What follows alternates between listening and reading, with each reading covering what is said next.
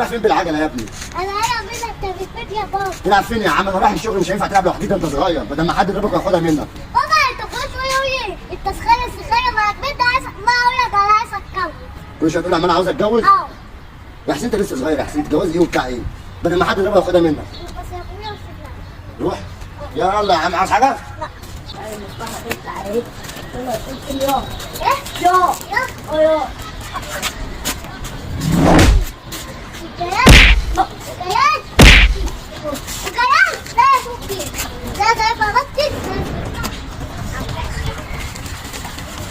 ايه اللي جابك ورايا؟ مكان اللي عرفت ده هو اللي جايبك. حاضر، انت بتضحك في ايه؟ هو مين ده؟ ده مين ده؟